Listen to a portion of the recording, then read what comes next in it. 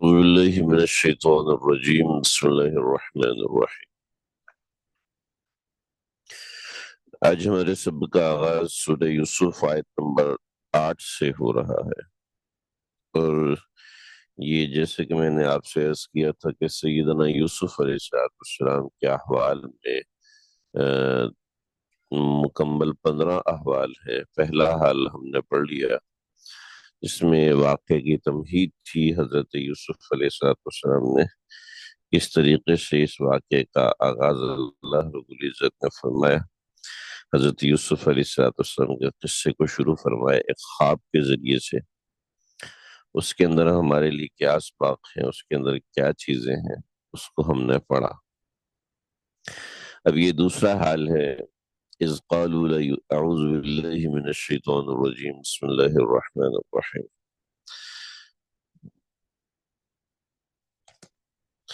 اذ قالوا ليوسف واخوه احب الى ابينا منا ونحن عصبة ان ابانا لفی ضلال مبین۔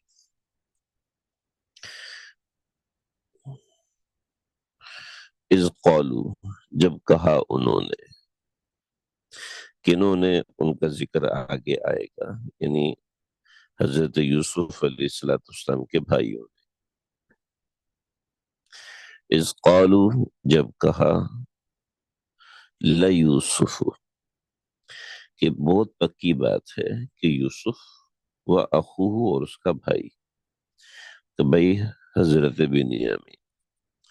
اذ قالوا لیوسف، یوسف علیہ السلام کے نام کے ساتھ لام استعمال ہوا ہے۔ یہ لام کسی نام کے اوپر یا کسی چیز کے اوپر استعمال ہوتا ہے تو اس کو کہتے ہیں لام تاکید۔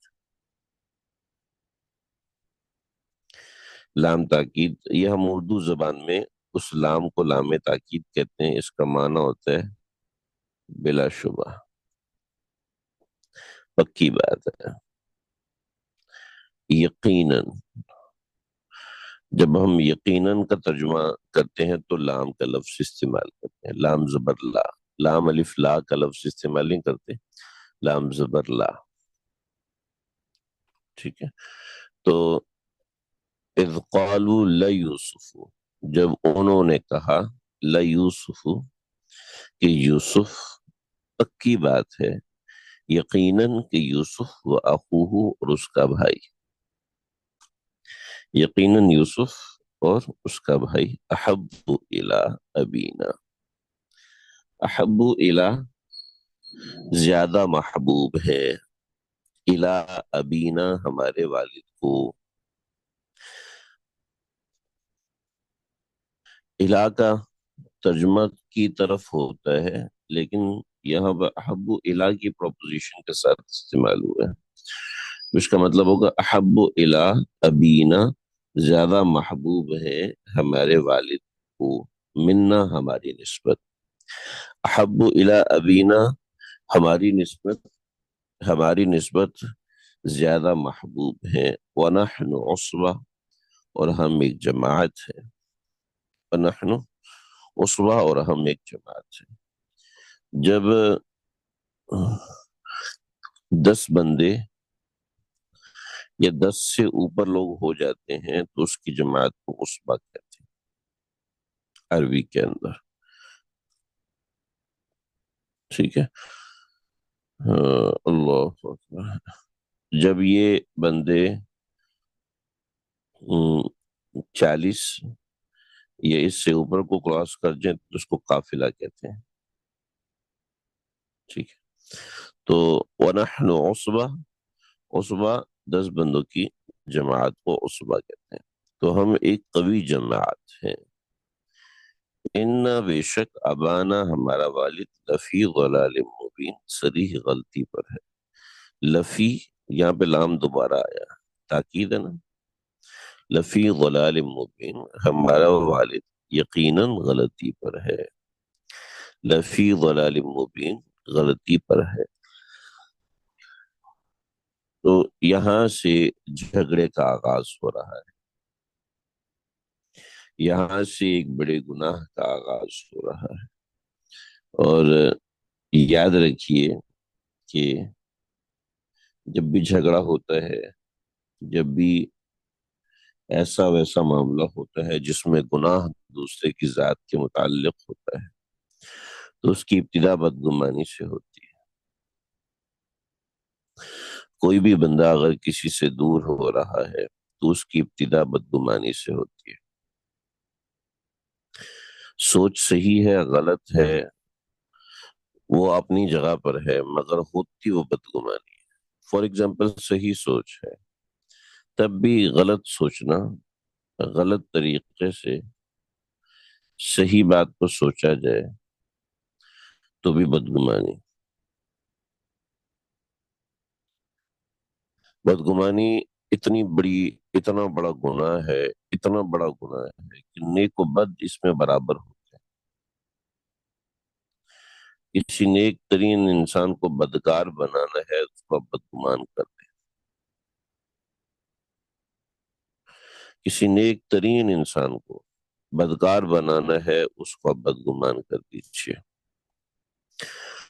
کسی اچھے انسان کو برا بنانا ہے، بدگمان کر دیجیے۔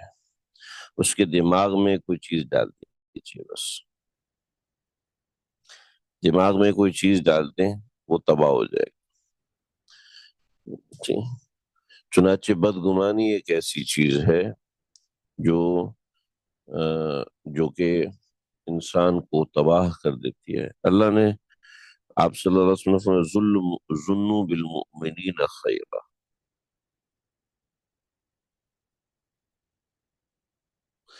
مومنین سے اچھا گمان رکھو۔ عام معاملات میں، عام چیزوں میں مومنین سے اچھا گمان رکھو۔ البتہ جب معاملات کرو، حساب کتاب کا معاملہ کرنا ہے، تو اس وقت ٹھیک ہے، آپ کا ملازم ہے، آپ کا نوکر ہے، آپ نے اس کو پیسے دیے، اس کا حساب کرو۔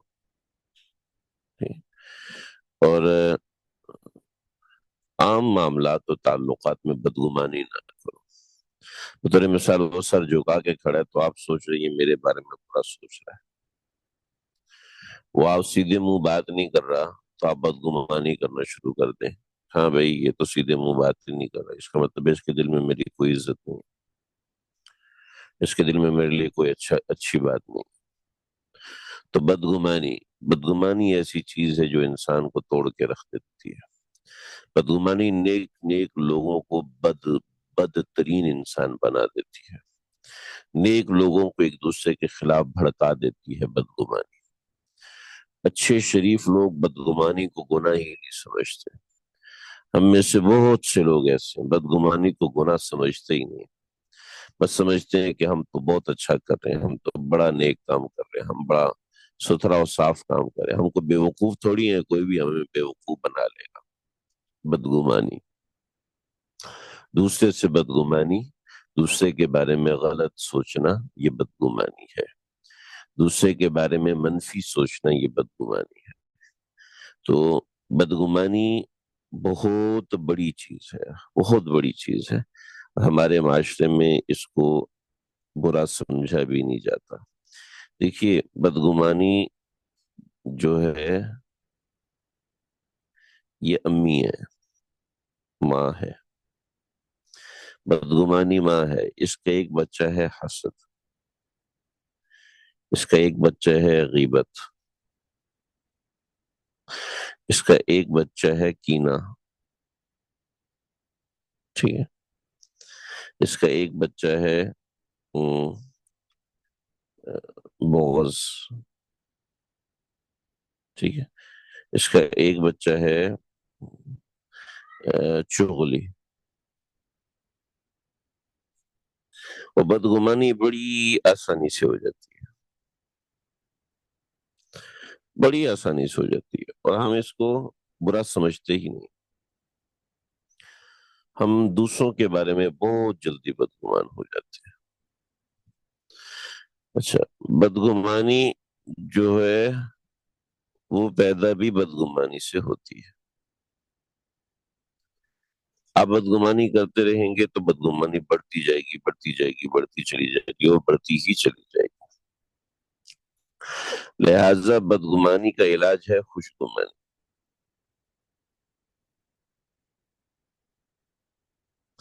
خوشگمانی کرنا شروع کر دیں. جب آپ خوشگمانی کرنا شروع کر دیں گے تو یہ بدگمانی کا بیج ختم ہونا شروع ہو جائے گا. بدگمانی خود بخود نیچے جانا شروع کر دے گی. آپ دوسرے کے بارے میں منفی مت سوچیں، مثبت سوچیں، پازیٹیو سوچیں. پازیٹیو سوچیں گے تو آپ کی بدگمانی خود بخود ختم ہونے لگے. نیک ترین لوگ بدگمانی کے گناہ میں مبتلا ہوتے ہیں، ان کو پتہ بھی نہیں ہوتا، کو پتہ بھی نہیں ہوتا. میرے ایک دوست جاننے والے بہت نیک انسان، بہت ہی زیادہ نیک انسان، اور سفر ہوا میرا ان کے ساتھ ایک مرتبہ. ان کی فیملی بھی تھی، میری فیملی بھی تھی. تو بچے جو ہے وہ ایک روم میں بند تھے. تو ان کا بیٹا دوڑتا ہوا میرے پاس آیا، انکل انکل انکل کیا ہوا؟ یہ کچھ بچے کمرے میں غلط کام کر رہے ہیں. کیا غلط کام کر رہے ہیں بھائی؟ کہنے لگے وہ اندر بیٹھ کے کارٹون دیکھ رہے ہیں. میں نے کہا بیٹا آپ نے خود دیکھا؟ کہنے لگا کہ نہیں، اندر بیٹھے ہوئے تو کارٹون ہی دیکھ رہے ہوں گے. میں نے کہا آپ کو کس نے کہا کارٹون دیکھ؟ میں نے کہا چلے اندر. اصل میں انہوں نے اپنے کچھ کھلونے لائے تھے جو دوسروں سے چھپا کے کھیلنا چاہتے تھے، مگر وہ چونکہ نیک آدمی ہیں تو ان کے ذہن میں ہے کہ جب بھی کوئی بندہ اکیلا بیٹھا ہوا ہوگا تو وہ چھپ کے دوسروں سے چھپ کے گناہ کر رہا ہوگا. کے ذہن میں چھپ کر گناہ ہی کیا جاتا ہے. یہ ان کی بدگمانی، یہ ان کے ذہن میں بیٹھا ہوا. میں دروازہ کھلوایا تو واقعی وہ کچھ کھلونے تھے، کھلونوں کے ساتھ کھیل رہے تھے تاکہ دوسروں کے سامنے وہ کھلونے نہ آئے. وہ بچوں کو آپ کو پتہ ہے بخیل ہوتے ہیں، لیکن ان کے ذہن میں سب سے پہلے آیا کہ یہ چھپ کے گناہ کر رہے ہیں، کیونکہ ان کے سامنے 2-4 کیسز آ چکے تھے. میں نے کہا ہاں آپ بتائیے. کہنے لگے نہیں پہلے یہ کچھ اور کر رہے ہوں گے، اب انہوں نے کھلونے نکالی ہیں سب کے سامنے. میں نے کہا اس بدگمانی کا کوئی علاج نہیں. پھر میں نے ان سے کہا، میں نے کہا میرا بھائی بات سمجھ لو، کہ تمہارے بچے نیک لوگوں سے بدگمان ہیں، علماء سے بدگمان ہیں. تم نے اپنے بچوں کے دماغ میں یہی بات ڈالی ہے کہ صرف تم نیک ہو، بس اس کے علاوہ سارے لوگ گھٹی ہیں. جب یہ تم سے بھی بدگمان ہو گئے تو پھر یہ اسلام سے بھی بدگمان ہو جائیں گے. یاد رکھ، ان کو اسلام سے بھی نکال کے پھینک دیں گے. تو خیر، بدگمانی ایک بہت خطرناک چیز ہے. اپنے آپ کو اس سے بچائیے، منفی خیالات سے اپنے آپ کو بچائیے. ساس اور بہو میں اکثر بدگمانی ہوتی ہے، وہ اس کو گناہ ہی نہیں سمجھتے. میاں بیوی میں جھگڑے کی ابتدا بدگمانی سے ہوتی ہے. ٹھیک ہے؟ خانقاہوں میں، مدرسوں میں، جماعتوں میں جب جھگڑے ہوئے ہیں بدگمانی کی بنیاد پر، جہاں کسی سے اختلاف رائے ہوا فوراً بدگمانی شروع ہو. جہاں اختلاف رائے ہوا بدگمانی، اور بدگمانی کو گناہ سمجھتے ہی نہیں.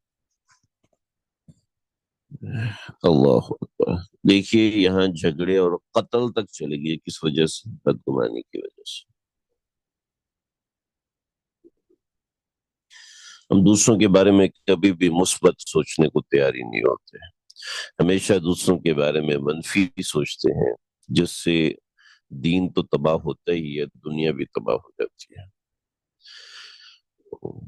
چنانچہ ان کے بھائیوں کو بدگمانی ہو گئی کہ ہمارا والد ہمارے بھائی سے زیادہ محبت کرتا ہے. اور اس میں کوئی غلط بات نہیں ہے، مگر اس کو غلط طریقے سے سوچا جائے کہ ہمارا حق مار کے اس کو محبت دیتا ہے، تو یہ غلط طریقہ ہے کار. ورنہ عام طور پر چھوٹوں سے محبت زیادہ ہوتی ہے، جو بچہ باصلاحیت ہوتا ہے اس سے محبت زیادہ ہوتی ہے. تو اس میں برا منانے والی کیا بات ہے؟ برا منانے والی کوئی بات نہیں. لیکن جب اس کو آپ غلط نظریے سے سوچیں گے تو بدگمانی پیدا ہوگی. چنانچہ انہوں نے غلط نظریے سے اسی بات کو سوچا تو بدگمانی پیدا ہوئی، جس کی وجہ سے وہ اپنے بھائی کو، اپنے سگے بھائی کو قتل کرنے تک تیار ہو گئے. سگا بھائی یعنی باپ شریک بھائی ہے، اس تک کو قتل کرنا. بھئی کوئی کسی پڑوسی کو کیوں قتل کرے گا، کوئی کسی محلے دار کو کیوں قتل کرے گا، کوئی اپنے رشتہ دار کو کیوں قتل کرے گا، اور یہ تو پھر بھی بھائی ہے. اس بھائی کو قتل کرنا شروع کر. اللہ اکبر. جی بدگمانی کے دلائل موجود ہے تو پھر کیسے بچا جائے؟ وہی تو سمجھا رہا ہوں. یہاں بھی تو بدگمانی کے دلائل موجود ہیں. مزہ تو یہی ہے نا کہ بدگمانی کے دلائل سامنے موجود ہیں تب بھی خوش گمانی کی جائے. مومن وغیر الکریم، مومن سیدھا ہوتا ہے. معاملات کے اندر، حساب کتاب کے اندر آپ کو معاملات صاف ستھرے رکھنے ہیں. اس کا حدیث میں حکم آیا. آپ نے کسی کو پیسے دیے ہیں خرچ کرنے کے لیے، اب وہ پیسے سارے گرا کے آ گیا تو آپ اس سے پوچھیں گے، پوچھ تاچھ کریں گے. وہاں ضروری ہے. معاملات کے اندر یہ بدگمانی ضروری ہے، لیکن تعلقات کے اندر بدگمانی نہیں ہونی چاہیے. آج کیا ہے بدگمانی کے دلائل کیا ہیں جناب؟ فلاں عامل نے بتایا کہ فلاں تیری ساس نے تیرے پر جادو کیا. یہ بدگمانی کے دلائل ہے جی. تو اس لیے انسان مثبت سوچنا چاہے تو بہت زیادہ مثبت اچھے طریقے سے سوچ سکتا ہے. کہ گیسٹ کے ساتھ پہلے بھی کچھ ایسے معاملات ہوئے کہ ان کو بات گمانی ہوئی بچوں کے بارے میں، تو کیا یہ الرٹ نہیں تھا؟ دیکھیں بات یہ ہے کہ ہر چیز کے کوئی نہ کوئی دلائل ہوتے ہیں. ٹھیک ہے. آپ نے ایک ہی طریقے سے سوچنا ہے، ایک ہی طریقے سے سوچنا ہے کہ جو بھی بندہ اکیلا ہوگا وہ گناہ ہی کرے گا. دو بندے اکیلے ہوں گے تو وہ گناہ ہی کریں گے. ٹھیک ہے. ٹھیک ہے. ایک ہے ممنوع شرعی.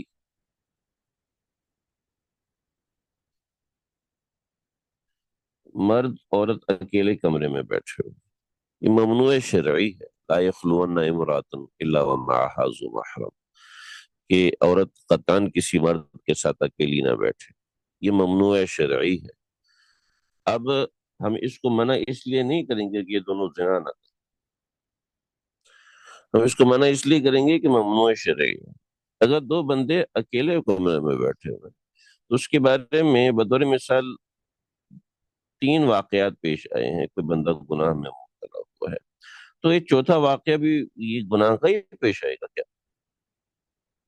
چوتھا واقعہ گناہ کا ہی پیش آئے گا؟ نہیں بھائی. یہ ہے بدگمانی. ٹھیک ہے. اگر دو بندوں نے گناہ کیا تو مطلب 100 بندے بھی گناہ کریں. اس کو الرٹ کیسے کہہ سکتے ہیں آپ؟ اس کو کیسے آپ کہہ سکتے ہیں الرٹ؟ یہ تو سری بدگمانی. تو یہی میں سمجھا رہا ہوں کہ جہاں مثبت سوچا جا سکتا ہے وہاں لازمی منفی سوچنا یہ بدگمانی ہوتا ہے. لا الہ الا اللہ. چلے جی اب ان کا مشورہ کیا ہوا؟ اب واقعی حضرت یعقوب علیہ السلام حضرت یوسف سے زیادہ محبت کرتے تھے. وجہ اس کی یہ تھی کہ وہ سب سے چھوٹے تھے، حضرت یوسف و بنیامین یہ دونوں سب سے چھوٹے تھے. دوسرا حضرت یوسف علیہ السلام بڑے باصلاحیت انسان تھے. یہ سب چیزیں ہیں. مگر اس سے تھوڑا سا پہلے میں آپ حضرات کو کچھ چیز دکھانا چاہتا ہوں. یہ مقام ہے جہاں حضرت یوسف علیہ السلام موجود تھے. اللہ کرے میرا کمپیوٹر ساتھ دے تو آپ حضرات کو اچھے سے دکھا سکوں. یہ جو جگہ ہے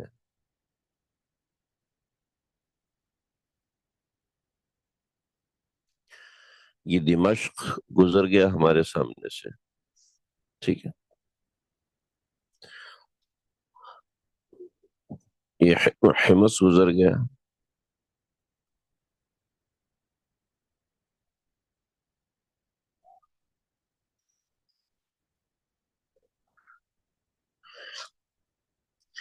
یہ گوگل میپ میں آپ کو نظر آ رہا ہو، یہ آپ اپنے پاس لکھیں گے ترکیہ کا علاقہ حران، یہ سیریا ہے، یہ ترکیہ کے حران۔ حضرت یوسف علیہ السلام یہاں پیدا ہوئے اور اس بات کو آپ ذہن میں رکھیے گا، اس مقام پر حضرت یوسف علیہ السلام پیدا ہوئے تھے، اور اس کو آپ اپنے پاس ہائی لائٹ رکھیں، ٹھیک ہے؟ یہ بات سمجھ میں آ گئی؟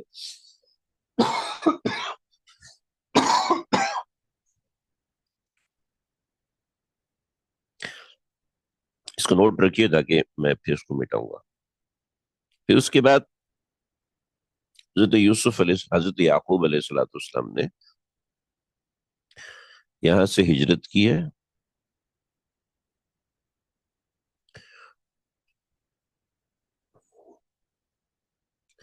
یہ آج کا میپ دکھا رہا ہے،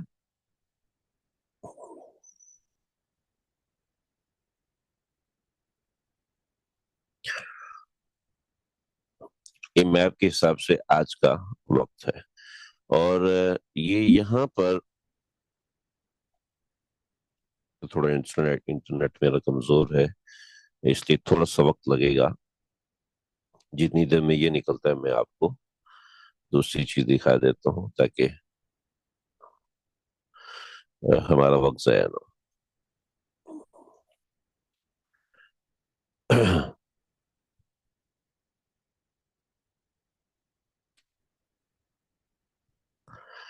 یہ لنک بھی میں آپ کو اس کے بھیج دوں گا تاکہ آپ کو سمجھ میں آ جائے، یہ حران ہے، اس نقشے کے اندر بڑا آسانی کے ساتھ آپ کو نظر آئے گا۔ جو ریئل میپ ہے وہ بھی میں نے آپ حضرات کو دیا ہے۔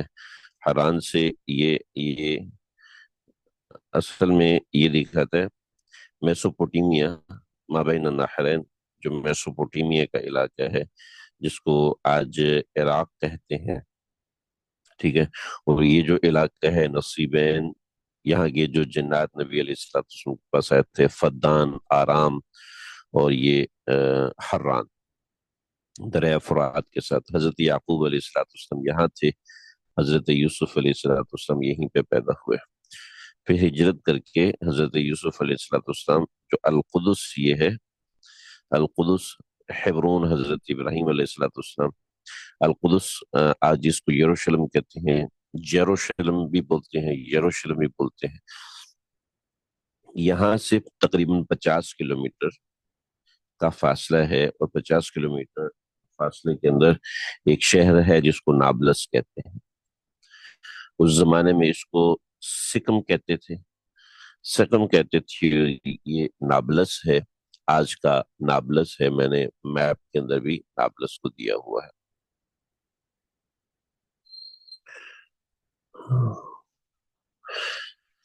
اللہ اکبر کبیرہ، استغفر اللہ استغفر۔ اچھا، تو یہ جو علاقہ ہے، یہ جہاں میں نے اس کو مارک کیا ہوا ہے، اصل میں یہ جو ہے یہ اصل بیت المقدس نہیں ہے، ٹھیک ہے؟ اس کو اصل میں کنعان کہتے ہیں، ٹھیک ہے؟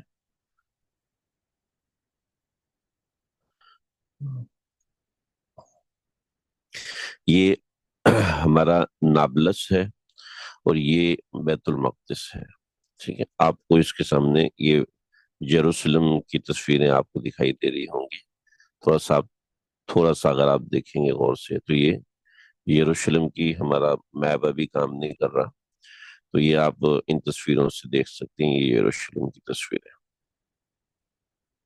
ٹھیک ہے؟ یعنی القدس یہاں پر ہے، یہ علاقہ القدس کا ہے، اور پھر القدس سے تقریباً 50 کلومیٹر کے فاصلے پہ نابلس ہے، ٹھیک ہے؟ نابلس مین شہر ہے، اور نابلس مین شہر سے کے اندر جا کے ایک گاؤں ہے، ایک قصبہ ہے، آ،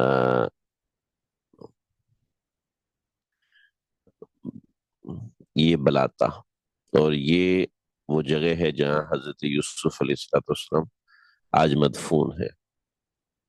تو حضرت یوسف علیہ السلام کا مقبرہ آج اس جگہ پہ موجود ہے، سیدنا یوسف علیہ السلام کا۔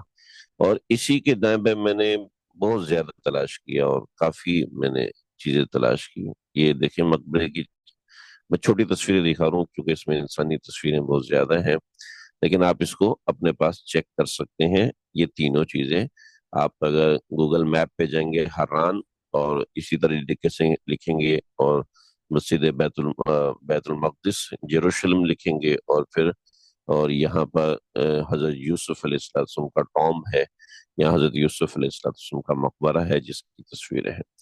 اسی کے کہیں دائیں بائیں جو جگہ ہے، وہاں پر حضرت یوسف علیہ السلام کے بھائیوں نے حضرت یوسف علیہ السلام کو کنویں میں پھینکا۔ تو یہ اس سفر کو تو اس میپ کو تو ہم انشاءاللہ پوری صورت کے اندر دیکھیں گے۔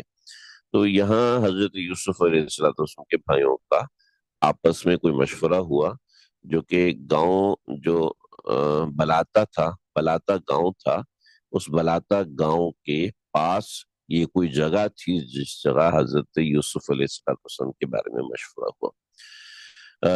اچھا، آپ کو انٹرنیٹ بہت ساری تصویریں ملیں گی جو کہ اس بات میں اس بات کو دکھا رہی ہیں کہ یہ حضرت یوسف علیہ السلام کا کنواں ہے۔ اور میں نے بھی اس میں سے ایک تصویر یہاں پر لگائی ہے کہ یہاں پر اس کے نیچے حضرت یوسف علیہ السلام کو جس کنویں میں ڈالا گیا تھا، اس کنویں کی یہ ایک شکل ہے۔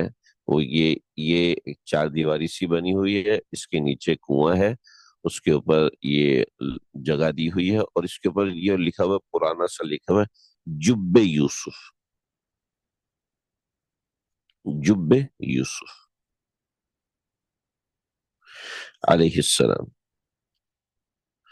یہ ایک پٹی اس کے اوپر لگی ہوئی ہے، جب یوسف، جب کہتے ہیں کنویں کو، ٹھیک ہے، جب کنویں کو کہتے ہیں، تو یہ حضرت یوسف علیہ السلام کا کنواں ہے۔ اور جب اس کنویں کو کہتے ہیں کہ جو بغیر منڈیر کے کنواں، وہ کنواں جو بغیر منڈیر کو ہو، اس کنویں کو جب کہتے ہیں، ورنہ عام کنواں جس کے اوپر منڈیر بنی ہو تو اس کو بئر کہتے ہیں، ٹھیک ہے۔ تو جب یوسف، اور پھر یہ غیابات جب تھا، یعنی تاریک کنواں تھا، یعنی اندھا کنواں جسے کہتے ہیں، وہ کنواں جس کے اندر پانی نہ ہو تو اس کو اندھا کنواں کہتے ہیں۔ تو یہ اسلامک لینڈ میپ ہے، ایک website Islamic land map کے اندر اسی کنویں کو حضرت یوسف علیہ السلام کا کنواں بتایا گیا۔ وہ اسلامک لینڈ میپ جو ہے نارملی حضرت مولانا دودہ حضرت مولانا دودہ جو ہے شیخ دودہ کی ترتیب سے وہ اسلامک لینڈ میپ بنایا ہوا ہے، جو کہ کافی مستند ویب سائٹ ہے۔ تو اس کے اندر بھی اس کو حضرت یوسف علیہ السلام کا کنواں قرار دیا گیا ہے۔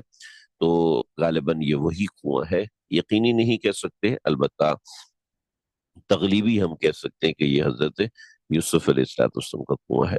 اچھا، اس کے ساتھ ایک چھوٹی سی بات، میں نے یہاں پر تھوڑا سا ایسٹیمیشن لکھا ہے، اور وہ ایسٹیمیشن کچھ اس طریقے سے ہے کہ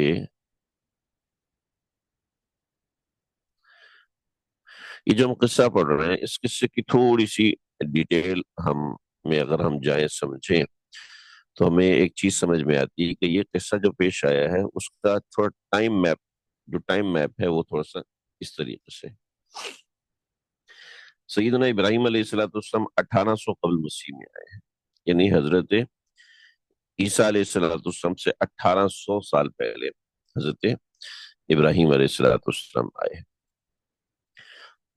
پھر اس سے 1650 کے اندر حضرت یوسف علیہ السلام مصر میں عزیز بنے تھے، یعنی عزیز مصر بنے تھے، یعنی جو مین بادشاہ ہوتا ہے اس کے ساتھ ایک وزیر ہوتا ہے خاص، حضرت یوسف علیہ السلام 1650 کے اندر یا 1640 کے اندر حضرت یوسف علیہ السلام مصر پہنچے تھے۔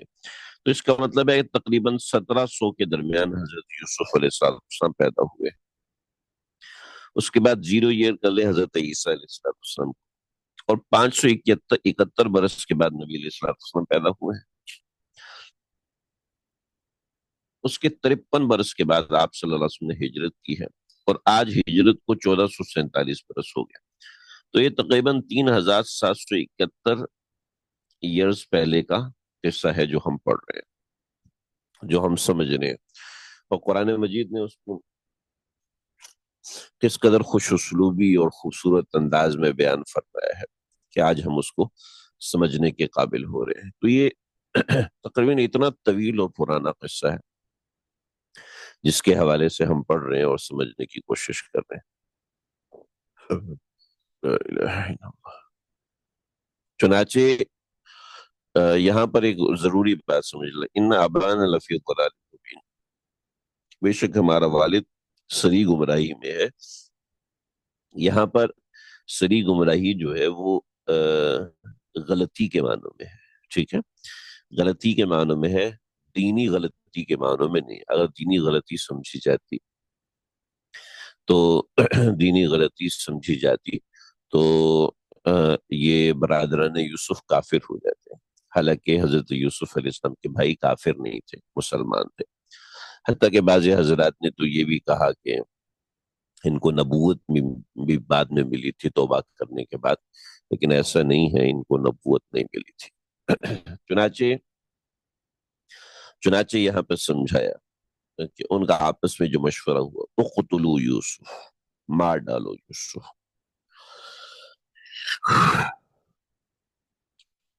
اقتلوا یوسف، یوسف کو مار ڈالو. یہ پہلی تجویز. دوسری دوسری تجویز کیا ہوئی؟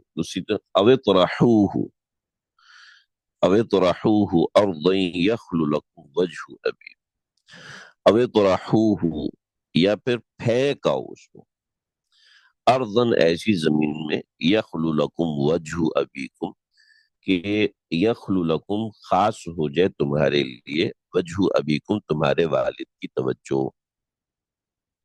یخل لکم تمہارے لیے خاص ہو جائے، یخل لکم وجہ ابیکم خالص ہو جائے تمہارے والد کی توجہ تمہارے لیے.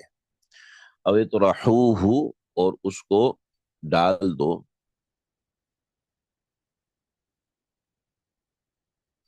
اس کو ڈال دو اردن ایسی زمین. طرح، طرح کہتے ہیں طرف کو. ٹھیک، طرح کہتے ہیں طرف کو، یعنی ایک طرف اس کو ڈال دو. تو او اطرحوہ ارضا یخل لکم وجہ ابیکم، یہ طرح الرجل، یہ آدمی کو شہر سے اٹھا کے کسی ویرانے میں ڈال دیا ہے، اس کو کہتے ہیں طرح الرجل. طرح الرجل یعنی شہر سے باہر نکال دیا جائے. پہلے زمانے میں شہر باؤنڈری وال کے اندر ہوتا تھا، اس کے بعد راستے ہوتے تو طرح الرجل رماہ والقاہ بعید، کہ آدمی کو کہیں دور پھینک دینا، اس کو طرح الرجل کہتے تھے. تو اوی طرحوہ ارضا یخل لکم وجہ ابیکم، اوی طرحوہ ارضا دوسرا مشورہ ہوا. اقتلوا قتل کرو، پہلا مشورہ. دوسرا مشورہ اوی طرحوہ، اور ڈال دو اس کو دوسری جگہ پر. ٹھیک ہے، یہ دو تجاویز ہیں، اور تیسرا شیطان کا بہکاوا ہے. وَتَكُونُوا مِن بَعْدِهِ قَوْمًا صَالِحِينَ. جب انسان غفلت میں گناہ کرتا ہے تو شیطان اس کے دماغ میں ایک چیز القاء کرتا ہے، وَتَكُونُوا مِن بَعْدِهِ قَوْمًا صَالِحِينَ، بعد میں توبہ کر لینا. جب انسان یہ سوچ کے گناہ کرتا ہے تو پھر اس کو توبہ کی توفیق نہیں ہوتی. یہ بہت بڑی بات ہے. جب انسان گناہ کرتا ہے ابتدا میں شیطان اس کے کان میں یہی پھونکتا ہے، وَتَكُونُوا مِن بَعْدِهِ قَوْمًا صَالِحِينَ. یہ شیطان کا پرانا پینترا ہے، پرانی چال ہے شیطان کا بہکاوا. بعد میں توبہ کر لینا. یاد رکھیے، توبہ کرنی ہے تو ابھی کرنی، توبہ کرنی ہے تو اسی وقت کرنی ہے، توبہ کرنی ہے تو اسی لمحے کرنی، گناہوں کو چھوڑنا ہے تو اسی لمحے چھوڑنا ہے. فلاں ایپیسوڈ دیکھ لوں اس کے بعد چھوڑ دوں گی، فلاں چیز کر لوں اس کے بعد چھوڑ دیں گے. بس یہ ہو جائے یہ والی چیز مل جائے، اس کے بعد بس پکی توبہ، فلاں چیز دیکھ لوں اس کے بعد پکی توبہ، وَتَكُونُ مِن بَعْدِهِ قَوْمٌ صَالِحِينَ، اور بعد میں توبہ کرنے کی توفیق نہیں ہوتی۔ جب بھی انسان کوئی بڑا گناہ یا چھوٹا گناہ کرتا ہے تو شیطان اس کے کان میں یہی پھونکتا ہے کہ بس یہ آخری ہے،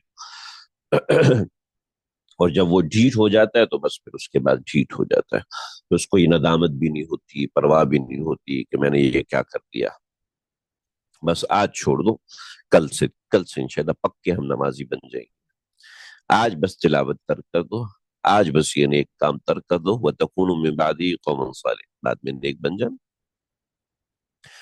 تو یہ دو تجویزیں ہوئی، اور دو تجویزیں ہونے کے بعد یہ تیسری بات اس کے اندر یہ ہوئی۔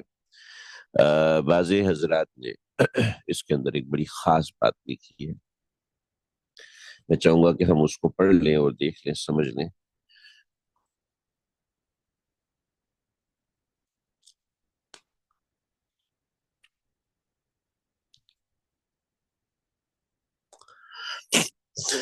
یہ بھی من جملہ ان باتوں میں سے ہے جو اس قالو کے بعد بیان کی گئی، انہیں سب لوگوں کا یہ فیصلہ تھا، گویا اس بات پر متفقہ فیصلہ کر چکے تھے حضرت یوسف علیہ السلام کو قتل کرنے کا، سوائے اس کے کہ جس نے لا تقتلوا یوسف کہا تھا۔ ایک قول یہ ہے کہ قتل کی رائے دینے والا شمعون تھا،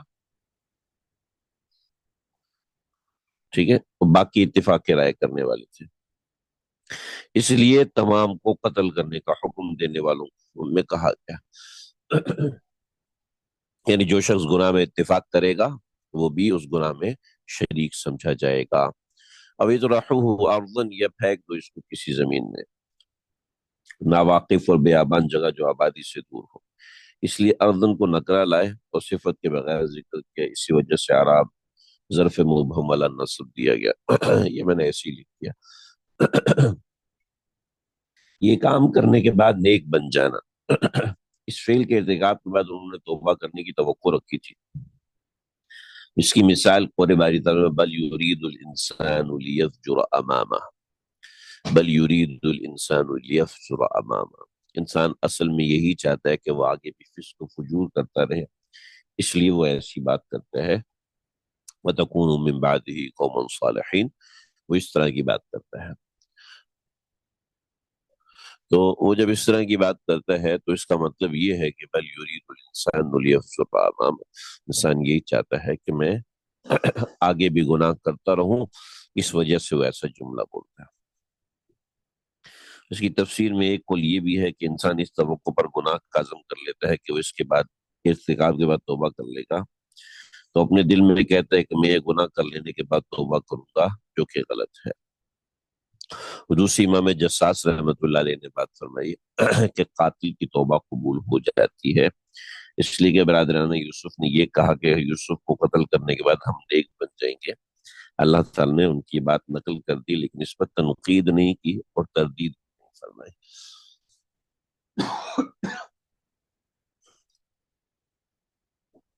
لا الہ الا قال قائل منهم، یہودا نے کہا، قالا کہا، قائل منهم ان میں سے ایک کہنے والے نے، لا تقتلوا یوسف، یوسف کو قتل مت کرو،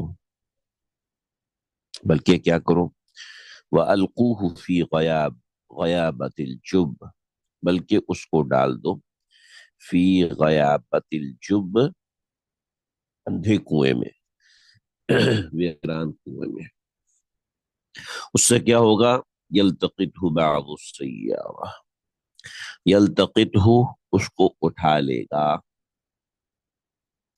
یلتقطہ اس کو اٹھا لے گا، بعض السیارہ کوئی مسافر، یعنی اس اندھے کنویں میں ہمارے علاقے کا کوئی بندہ تو آئے گا نہیں، کنان کا کوئی بندہ تو آئے گا نہیں، آج بلاتا ہے، اس وقت کنان ہوتا تھا۔